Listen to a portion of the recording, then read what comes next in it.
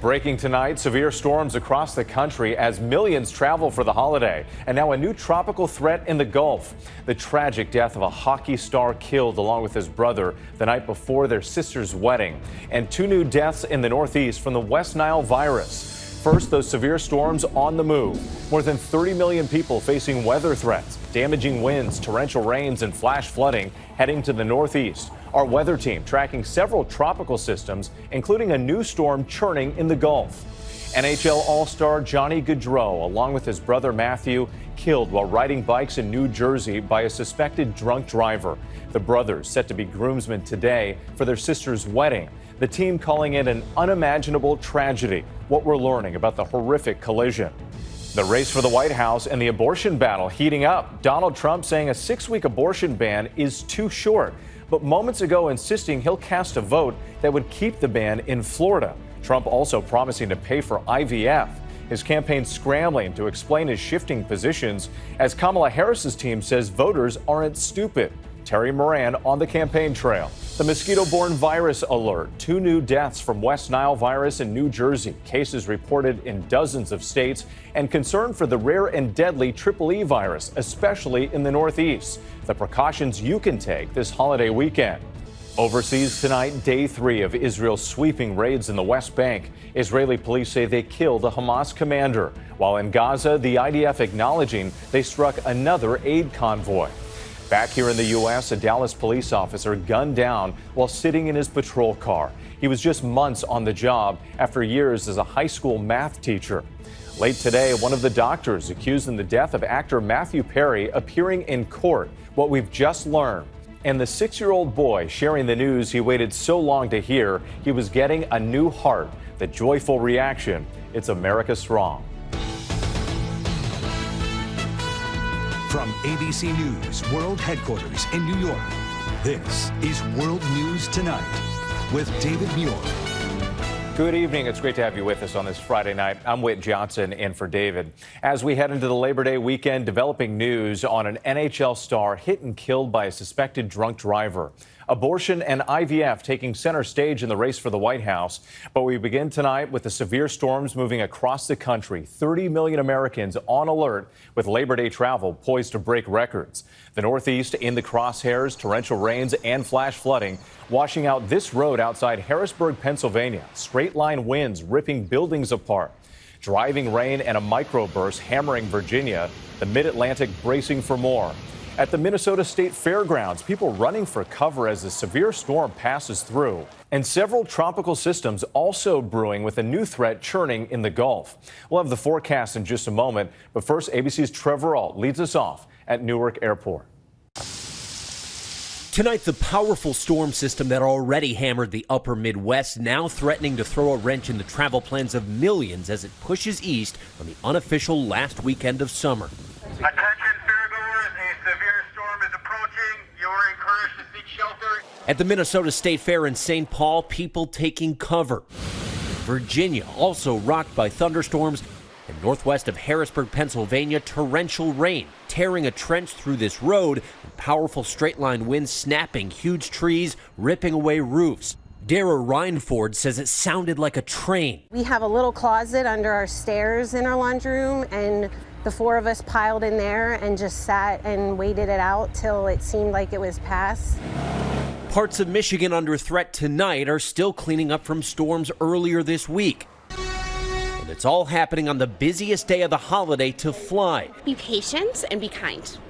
Everyone's doing their best. The TSA estimates they'll screen nearly 2.9 million passengers, about 100,000 more than yesterday, and about 10% more than this time last year, capping a record-breaking summer. TSA has been in existence for 23 years, and of those 23 years, the top 10 busiest days ever have all happened this summer. And while so far at airports we have not yet seen a spike in delays or cancellations, through this holiday stretch, the TSA is anticipating 17 million people, so it's still a good idea to give yourself extra time to catch a flight.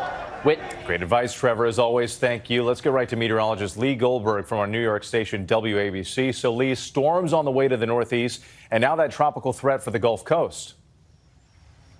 Now, the weather isn't taking the holiday weekend off, Whit. We're tracking severe storms right now. There's a watch until 9 p.m. across eastern Michigan. Severe storms rolling through Flint with 60-mile-per-hour gusts. There's been some damage near Cleveland to Bloomington, even some flash flooding over parts of the Carolinas. So that line is going to move across I-80 tomorrow, and later in the afternoon and evening, places like Binghamton, Scranton, up to Albany get impacted. The I-95 corridor will wait until late tomorrow night. Still could have some downpours and some damaging winds.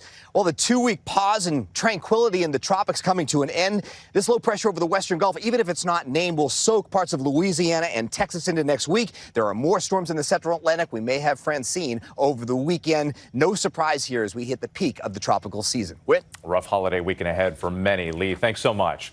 Turning now to what the Columbus Blue Jackets hockey team is calling an unimaginable tragedy. Their star forward, Johnny Gaudreau, and his brother Matthew, both hit and killed by a suspected drunk driver while riding bicycles in New Jersey. The incident just hours before they were to be groomsmen for their sister's wedding. Here's ABC's Ike Ejoichi.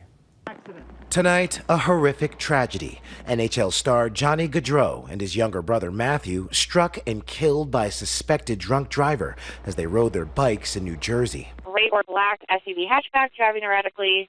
It was swerving around people and driving on the shoulder. The fatal collision occurring after 8 p.m. Thursday in Salem County, near where the brothers grew up, and just hours before the two were to be groomsmen in their sister's wedding. The driver, Sean Higgins, in court today, now charged with 2 counts of second-degree vehicular homicide. An affidavit says Higgins told officers he had approximately 5 to 6 beers before the crash. State police say he also failed field sobriety tests. Tonight, fans in the U.S. and Canada paying their respects to the Blue Jackets forward. I've played hockey my whole life. I'm 5'10". He's a smaller guy. He kind of represents, working hard really kind of pays off. Gaudreau's skills on the ice earning him the nickname Johnny Hockey. Gaudreau played in the NHL for 11 years and was elected to its All-Star game 7 times. He signed a 7-year contract with the Blue Jackets back in 2022 for nearly $70 million. Gaudreau and his brother Matthew, teammates at Boston College. Johnny earning the Hobey Baker Award for the best player in college hockey. If you ask us to name our favorite players, they've got to be, both boys are going to be among them. The 31-year-old hockey star, a father of 2. His 29-year-old brother's wife, pregnant. In a statement tonight, the Gaudreau family remembering them as amazing humans, adding, "We want to let everyone know we are receiving your messages of love and support."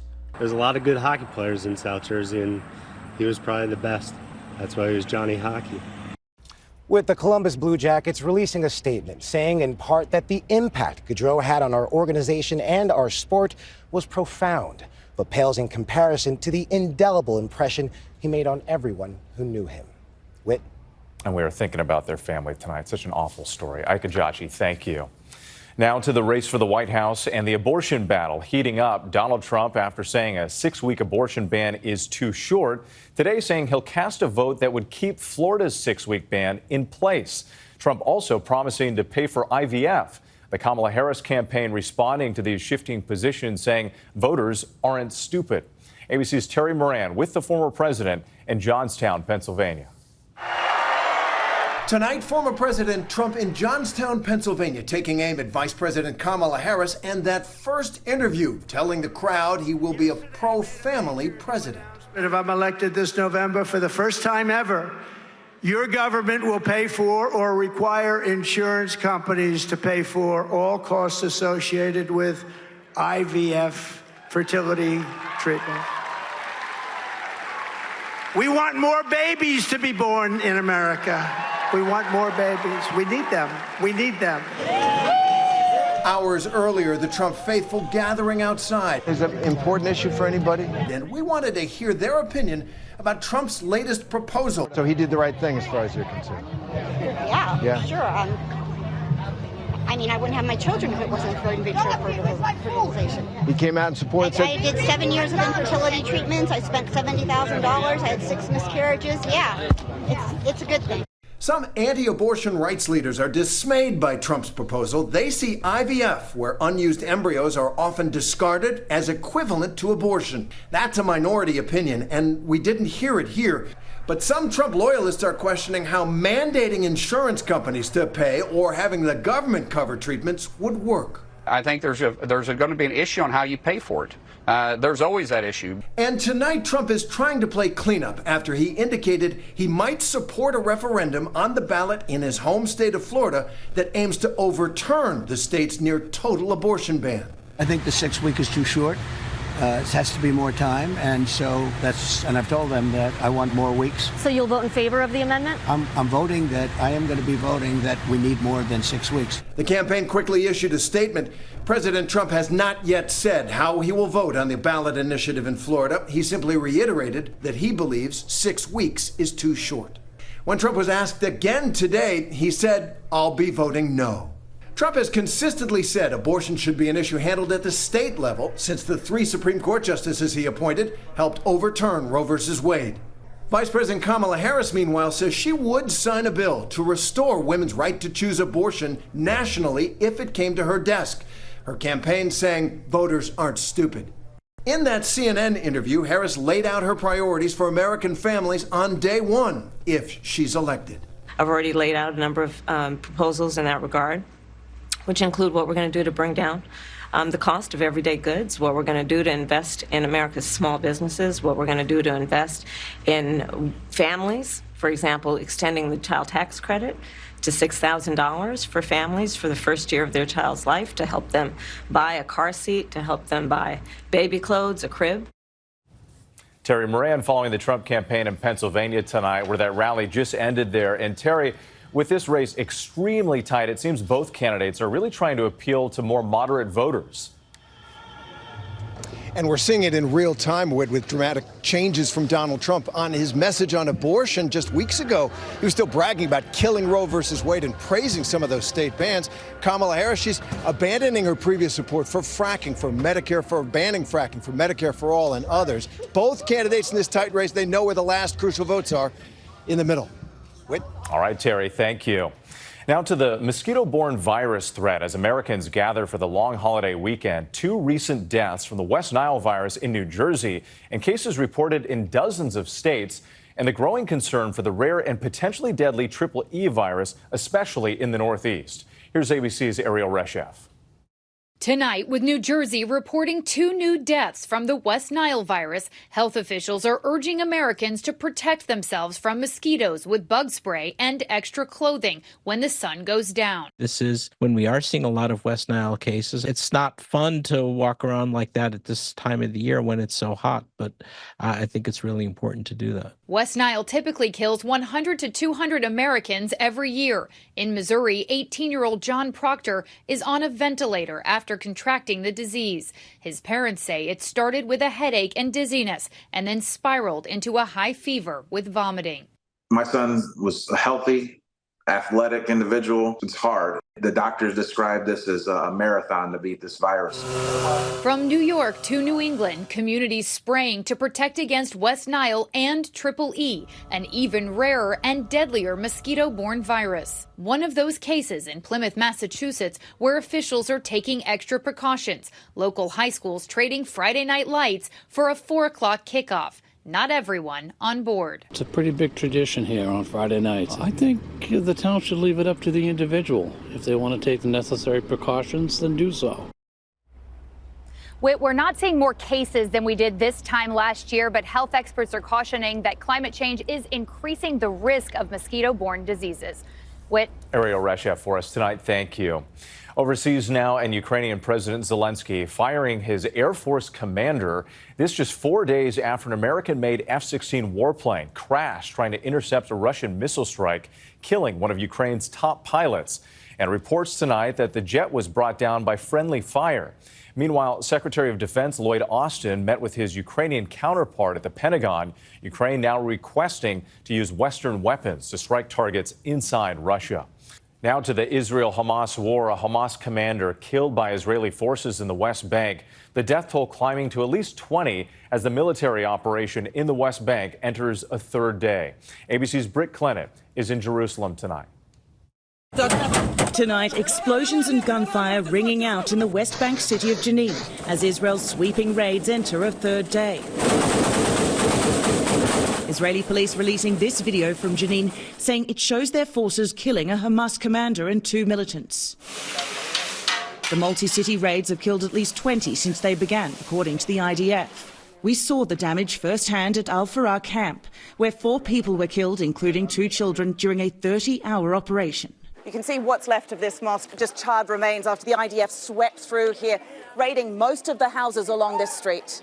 Israel claims there were explosives inside the mosque. Bassel, a resident who says he sympathises with the Palestinian resistance, telling us he and his family were nearly struck by gunfire. When they shooting buttons here, I sleep here, me and my wife. IDF are saying they are carrying out these raids because they are finding terrorists. We are fighting about the free, about the land. Fighting for freedom, you say? Yeah, for freedom, yes. It comes after Israeli forces struck another aid convoy in Gaza, 4 Palestinians killed. The IDF saying armed individuals joined it who were not part of the coordinated plan. The US aid group, which helped coordinate the convoy, saying in a statement that trying to deliver aid should not come at the cost of people's lives. There will be limited pauses in the fighting in Gaza from Sunday as the WHO rolls out a mass polio vaccination drive. But an Israeli source saying this is not the beginning of a full ceasefire. As for those Israeli raids in the West Bank, the IDF has not indicated how long they might continue for. Britt Clennett, our thanks to you tonight. And a note on the economy here. The Federal Reserve's favorite inflation gauge holding steady in July at 2.5%. That's setting the stage for the Fed to cut interest rates in September, the first time in 4 years. When we come back, a tragedy in Dallas. A rookie police officer and former school teacher senselessly gunned down. What police just said about the suspect. And new developments just in involving one of the doctors charged in the death of actor Matthew Perry. Next tonight, a deadly and tragic night in Dallas. Police officer Darren Burks, a former math teacher who had just completed training, gunned down in his patrol car on Thursday night. Police saying Burks was executed and it was a targeted killing. 2 other officers were injured while exchanging gunfire with the suspect. He was later killed by police after a highway chase. One of the doctors charged in the overdose death of beloved actor Matthew Perry appearing in federal court today. Dr. Mark Chavez surrendered his medical license as part of a plea agreement. He's expected to plead guilty in the coming weeks to conspiring to distribute ketamine. Chavez is facing up to 10 years in prison. When we come back, a stunning twist in a murder case that made national headlines and featured on the hit podcast Serial. To the index now, a new twist in the long-running legal saga of Adnan Syed, featured on the hit podcast Serial. Maryland's Supreme Court upholding a decision to reinstate his murder conviction and ordering a new hearing. The court ruling that the 2022 hearing that freed Syed violated the legal rights of the victim's family. Syed remains free. Still ahead, a 6-year-old boy's joyful reaction after receiving life-changing news. Finally tonight, America Strong, the 6-year-old warming hearts as he shares some long-awaited news. Feeling so good and too hard. What? Oh my goodness. 6-year-old John Henry Lee can't contain his joy.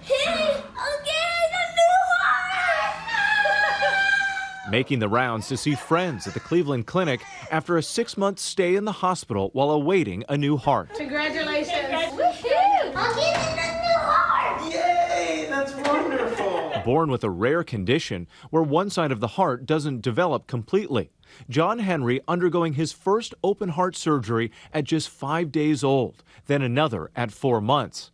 But last December, he started experiencing heart failure and was placed on the transplant waiting list until this life-changing news. Just 1 day after that big announcement, John Henry received his new heart. Walking out of the hospital after 178 days with his mother, Sarah, a former nurse at the clinic. Hospital staffers lining the hall to celebrate. And tonight, John Henry sending us this message, excited about his future. I'm happy I got a new heart. Now I can run and play. Kiss, kiss. Congratulations, John Henry, making us all smile tonight. I'm Whit Johnson in New York. Have a great night.